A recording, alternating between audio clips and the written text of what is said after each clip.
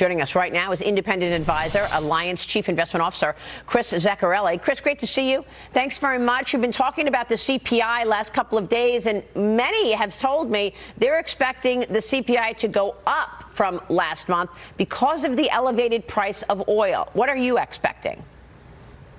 Yeah, I think that's a strong possibility. I mean, the headline number, that CPI number that has come down quite a bit, could pop up because of higher energy prices. However, we're really looking at the core number. I think the important thing to look at is, what will happen with the CPI core number coming out this morning at 8:30. I think the magic number is 4.8%. If it's 4.8% or higher, I think the market's going to be surprised, and that could be negative potentially for stocks and bond prices. However, if it's below 4.8%, then I think it's all systems go, and I think the market's going to continue to rally the way we've seen it rally over the last few months, because ultimately, as long as inflation is coming back down, the Fed is more likely to be on hold for the next meeting, and that's what markets are really expecting. Mark, jump in here, because this is also really informative for the Federal Reserve. Yeah, without a doubt. And look, the Cleveland Fed actually is expecting 3.4% for July's data, which we're getting today. And then in August, it's expected to reaccelerate even further up to 4.07%. So when you look at the relatively strong economic data we've been seeing over the course of the last few months, and then you couple in the fact that inflation is accelerating, I'm concerned about those money managers or even investors at home who are betting on a Fed rate cut at some point in the near future. I don't see it coming. Chris, what do you think?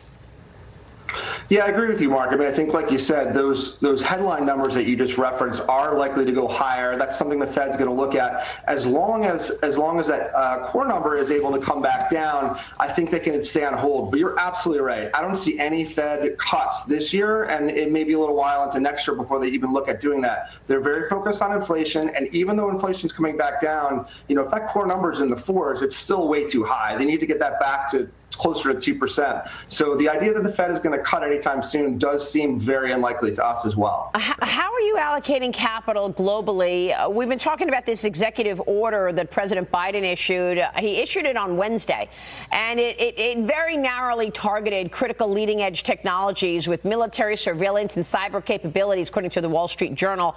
It's reordering the flow of American capital and expertise away from China, you would think, but he's been sitting on this executive order for some time. It's out. Chris, does it have teeth?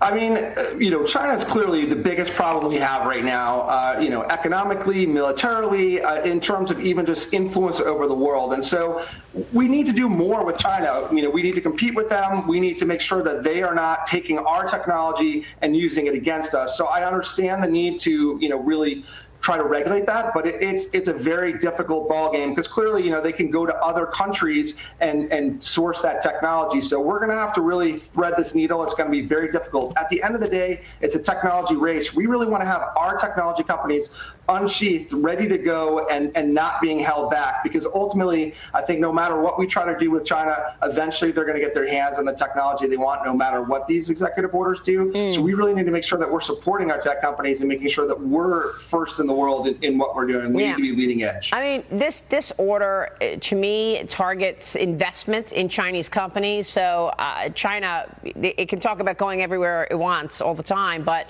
most people want the deep liquidity of American markets, and that's why it's so important to put some limitations. See you this morning. Thanks very much.